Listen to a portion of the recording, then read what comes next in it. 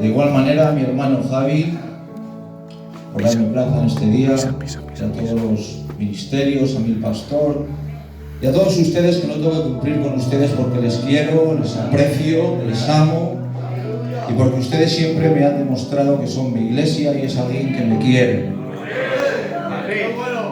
Llevo todo el día, créanselo, pensando en una de las doctrinas, de las enseñanzas de la Biblia,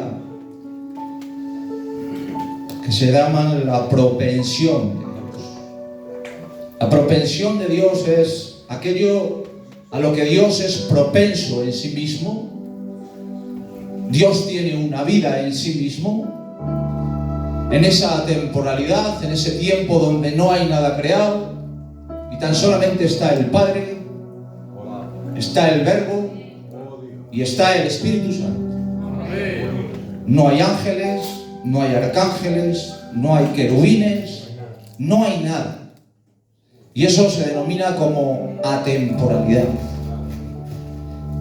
Y esa atemporalidad en Dios es que Dios es feliz en sí mismo, es que Dios se ama para sí mismo y es que Dios tiene una vida para Él mismo. Entonces, al ser feliz en sí mismo, al amarse en sí mismo y al tener una vida en sí mismo, no necesita nada de nadie. Por eso le doy gracias a Dios, y no si ustedes se sienten felices de que Dios comparta con usted su felicidad, de que Dios comparta con usted su amor, y que Dios comparta con usted su vida.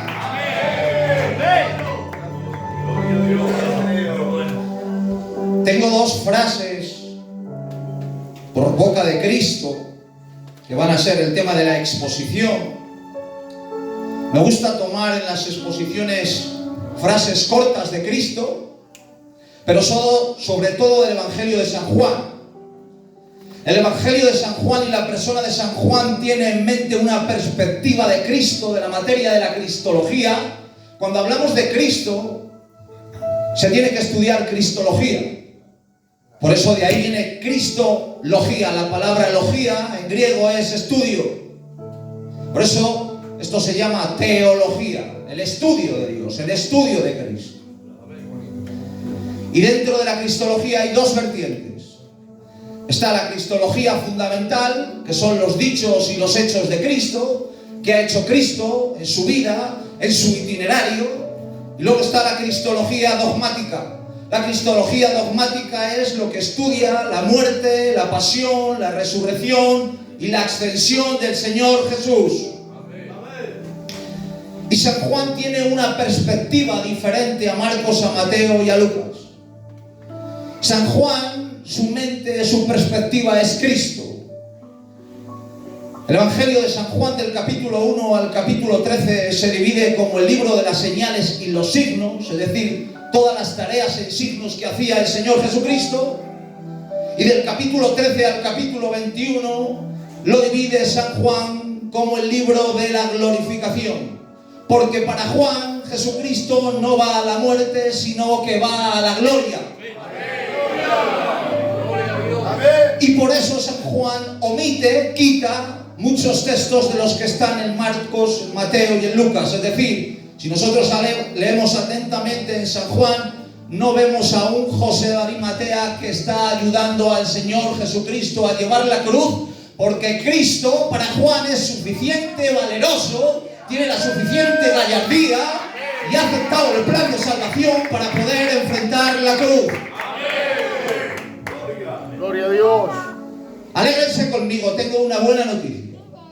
Jesús está con nosotros. Gloria a Dios. Voy a intentar sobre todo un plus de su atención, de su conocimiento, de que me sigan ustedes. Voy a ir muy despacio para poder abarcar la obra de la cruz, la razón de la cruz y la dimensión de la cruz. Me reitero, la obra de la cruz, la dimensión de la cruz y la razón de la cruz. En la cruz, el Señor Jesucristo nos ha sustituido, nos ha visionado y se ha identificado con cada uno de nosotros. Es decir, cuando el Jesucristo persona enfrenta la cruz allí en el Gólgota, a usted le está visionando, a usted le está sustituyendo y a usted le está identificando. Y para esto, San Juan, en el capítulo 14, 27, tiene dos afirmaciones por boca de Cristo. Y son las siguientes. Todo aquel que tenga Biblia, por favor, me acompañe en esta tarde. San Juan, capítulo 14, verso 27, dice así: la paz os dejo, mi paz os doy.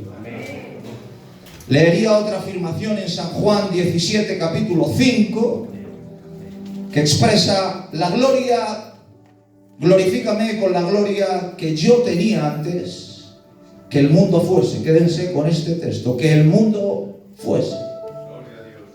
Es decir, es un poquito ese, para que la cruz tenga una vigencia, para que la cruz tenga un efecto, ha surgido algo en el cielo. Ha surgido algo dentro de la vida de Dios. La incomprensibilidad de Dios. Dios es incomprensible en todas sus acciones. Dios es un misterio, es misterioso en sí mismo. Por eso Él ha dicho: mis pensamientos no son tus pensamientos, mis caminos no son tus caminos. No debemos intentar razonar con Dios, no debemos de intentar comprender a Dios, porque Dios tan solamente nos ha llamado a seguirle y adorarle. Entonces, desde el estado de la incomprensibilidad de Dios, hay un acto incomprensible. Y es el mayor acto de incomprensibilidad de Dios. Y es que Dios mismo ha salido de sí mismo para engendrarse en el Hijo. Y que ese Hijo baje a la tierra. Y ese tenga un itinerario. Y en ese itinerario llegue a la cruz. Y en esa cruz no tan solamente quede muerto, sino que ascienda, sino que resucite. Y si que no, para que hoy todos los que estamos aquí podamos estar aquí.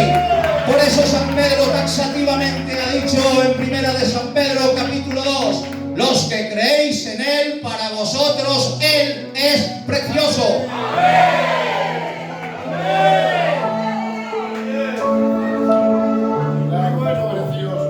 Y en el cielo, como digo, en la temporalidad, cuando no hay nada creado, está el Dios Padre, está el Verbo. Porque déjenme decirles que el Señor Jesucristo en el cielo todavía no tiene ningún nombre. No se llama Cristo, se llama Verbo. Por eso San Juan en el capítulo 1 ha dicho: y el Verbo estaba con Dios, y el Verbo era Dios. Cuando se le asigna un nombre a Cristo, es lo que dice San Pablo. Dice: por esta causa, por esta razón, tiene un nombre que es sobre todo nombre.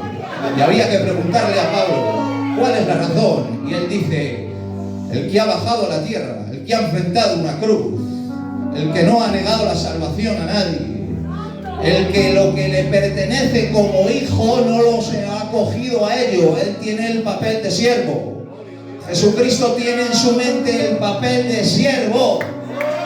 Por eso dice: tiene un nombre que es sobre todo nombre, para que en ese nombre se doble toda rodilla, la que esté en el cielo, la que esté en la tierra y la que esté debajo de la tierra. Pero el Verbo en la temporalidad, cuando no hay nada creado, no tiene ningún nombre. En esta temporalidad, en este tiempo sin tiempo, en un tiempo presente, van a forjar un plan. Y ese plan es el plan de salvación. Ese plan es entre Dios, es entre el Verbo, es entre el Espíritu Santo. Porque todo lo que sucede en Dios, sucede entre Dios y Dios. Me reitero, todo lo que sucede en Dios, sucede entre Dios y Dios. Lo que ha sucedido en la cruz ha sucedido entre Dios y Dios. Lo que ha sucedido en el cielo, en la temporalidad, sucede entre Dios y Dios. Y Dios va a crear a un hombre. Pero sabe que hay un problema. Y el problema es que ese hombre que él mismo va a formar, va a traspasar la línea, va a pecar, va a martiar, como dice en el griego. De ahí nace la doctrina de la martiología. La doctrina de la martiología es la doctrina que estudia el pecado. Y ha traspasado la ley, Adán. Y ha traspasado las leyes. Y ha errado el blanco. Pero Dios mismo decide pasar por la experiencia de la criatura. Dios mismo va a pasar por lo que Él va a crear. Porque sabe Dios que no hay nadie digno que pueda enfrentar esa tarea. Porque sabe Dios que realmente no hay nadie que pueda llegar al estado redentivo. Por eso Juan, en el capítulo 5 de Apocalipsis, llora amargamente. Porque no hay nadie que pueda abrir el libro y de quitar los sellos.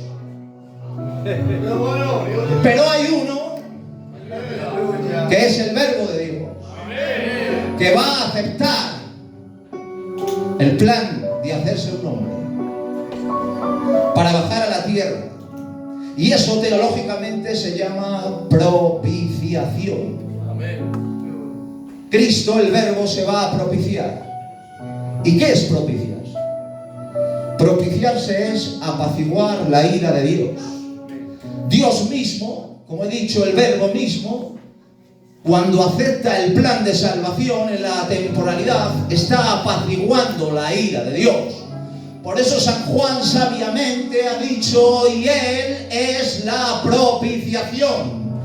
A Dios no le hace falta que el Verbo llegue a encarnarse. A Dios no le hace falta que Jesucristo baje a la tierra. Tan solamente con la aceptación del Verbo, de pasar de la experiencia de la criatura y hacerse un hombre, Dios mismo se ha sentido satisfecho en el plan atemporal. Esto es una teología de comercio. La teología de comercio es que el mismo Cristo ha venido a pagar nuestras deudas. Y taxativamente San Juan tiene dos palabras en mente que han sido las que hemos leído. La paz os doy, mi paz os doy. La paz os dejo, mi paz os doy. Aquí el verbo paz es el verbo eirene en griego. Eirene habla de ausencia de conflicto. Cristo está diciendo de una manera: todos vosotros teníais un conflicto. Y el conflicto que teníais no es que erais pecadores. El conflicto cual teníais es, como dice San Pablo, erais enemigos de Dios. No es que fuéramos pecadores, éramos algo más que pecadores. Es que éramos enemigos de Dios. Y de la misma manera San Pablo ha dicho que éramos tinieblas. Pero en el itinerario, cuando el Jesús persona anda por Judea, por Galilea, ha conseguido mediante el acto de la cruz que nosotros tengamos una paz relacional para con Dios.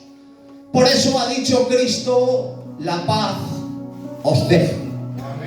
Cristo, mediante su sacrificio, mediante sus actos, mediante la cruz, nos ha dejado una paz para poder tener relación con Dios, que de otra manera ninguno de los que estamos aquí pudiésemos haber tenido dicha relación para con Dios Padre.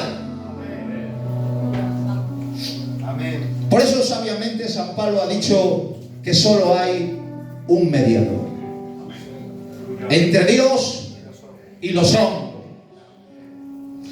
Pero sobre todo, si ven esta tarea de Dios mismo, es una proyección de amor. La propiciación en sí, cuando el Verbo acepta el plan para pasar por el hombre, es una proyección de amor. La propiciación que hemos dicho que es apaciguar la ira de Dios, tiene tres cosas dentro de la cruz. Y una es que Cristo pudo ejecutar una propiciación pública. Es decir, en el Antiguo Testamento, todo sacerdote ejecutaba una propiciación, pedía perdón por sus pecados, Antonio, y por los del pueblo.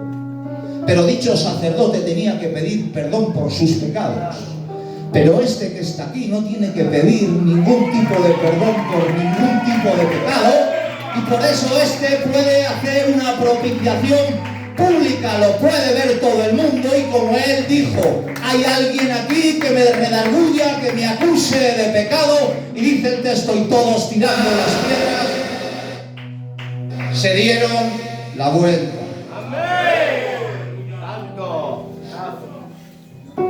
La propiciación, de la misma manera, encara de que Dios no ha cogido ningún agente externo para ejecutar la tarea. Dios mismo ha sido el que ha ido al mercado de los esclavos, en la parte redentiva, y ha comprado a un esclavo. Ese esclavo era usted, ese esclavo era Dios. Pero no tan solamente ha comprado a un esclavo, lo ha sacado del mercado. Y lo más fascinante de la redención es que Dios ha comprado para sí mismo. Yo a la hora de comprar puedo mandar a comprar al Antonio, pero el Antonio nunca va a comprar como yo, porque yo compro para mí mismo. Muy bien. Entonces Dios en Cristo, cuando se ha entregado en la cruz, ha comprado para sí mismo. Los estados de la estaurología, que es como se llama esta doctrina, la palabra estaurología es póster o cruz. Por eso se llama estaurología. Vemos como para San Pablo la cruz tiene una vigencia.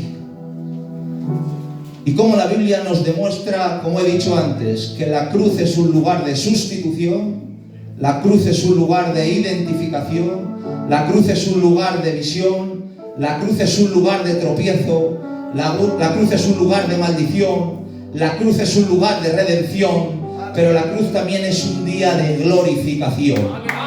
Son los 7 estados que tiene la cruz de Cristo. Y sobre esto hay unos beneficios, hay un abanico que se abre, de los cuales nosotros somos beneficiarios. En el acto de la muerte de Cristo, Cristo nos ha redimido, Cristo nos ha expiado, Cristo nos ha propiciado, Cristo nos ha justificado, Cristo nos ha reconciliado y por último nos ha regenerado. La regeneración, por último, es un cambio de actitud. Pero no llevan los mismos objetivos. La redención lleva un objetivo. La propiciación lleva otro objetivo dentro de la cruz. Y la expiación lleva otro objetivo. Cristo muere en la cruz. Y hay diferentes objetivos. La redención, el objetivo es redimir, salvar al hombre. Cuando está Cristo allí muerto, la propiciación es apaciguar la ira de Dios Padre. Cuando está Cristo allí muerto, la expiación, el objetivo es aniquilar el pecado.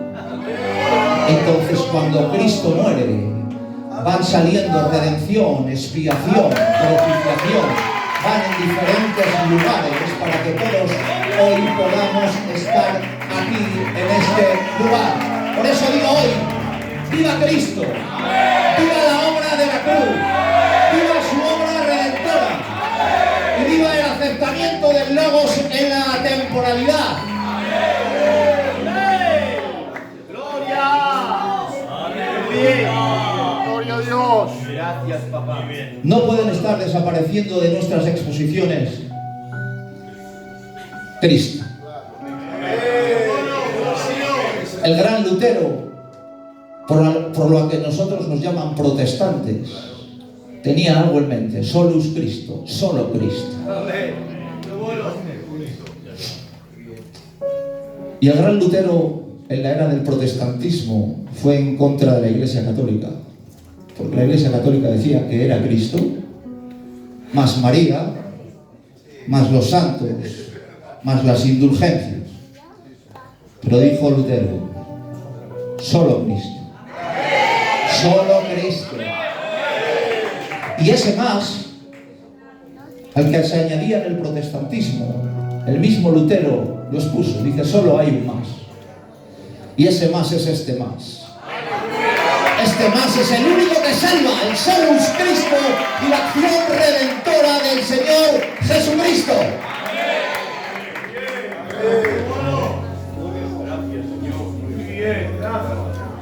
Voy a terminar. Tenía 20 minutos, me he pasado 3 minutos todavía. Comprendan, como digo, la incomprensibilidad de Dios, el acto incomprensible de Dios, de que Dios llega a hacerse un hombre.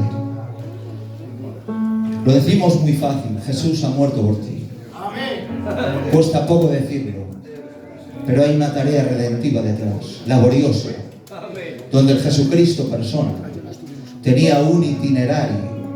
Para poder estudiar al Jesucristo persona habría que analizar qué es naturaleza en Cristo, qué es persona en Cristo, qué es esencia en Cristo, qué es estado en Cristo y qué personalidad tiene Cristo. 5 estados de la persona del Señor Jesucristo.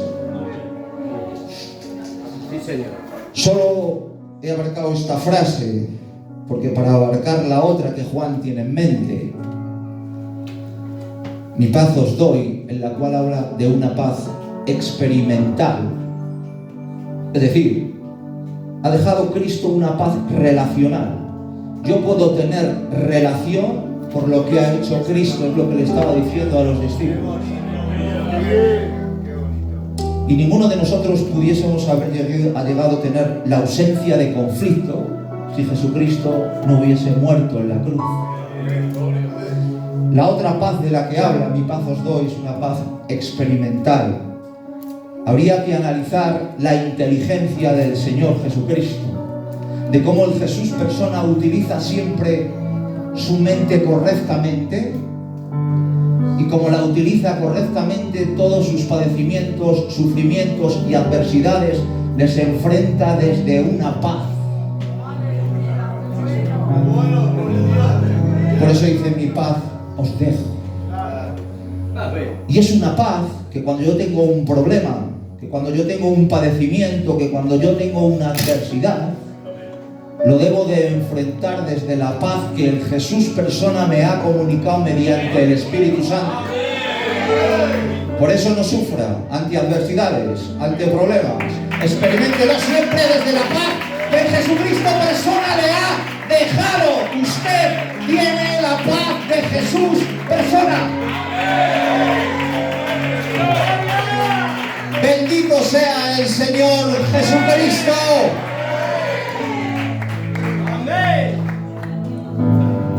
Como he expuesto, sería una larga y ardua tarea el tener que entrar en el uso correcto de la mente del Señor Jesucristo. Y alguien de aquí podría decir: eso lo ha sacado de algún libro, de algún manual. Isaías capítulo 11. Se ve cómo el Espíritu Santo al Jesús persona le da un espíritu de sabiduría, le da un espíritu de inteligencia, le da un espíritu de una mente correcta, le da un espíritu de consejo. Todo eso está en el Jesús persona, y por eso la persona del Señor Jesucristo puede hacer afirmaciones que nadie en la tierra ha podido hacer. Por eso ha afirmado esto: la paz os dejo, mi paz os doy. Un saludo y que Dios nos bendiga muchísimo. Un montón, 2 montones, 3 montones.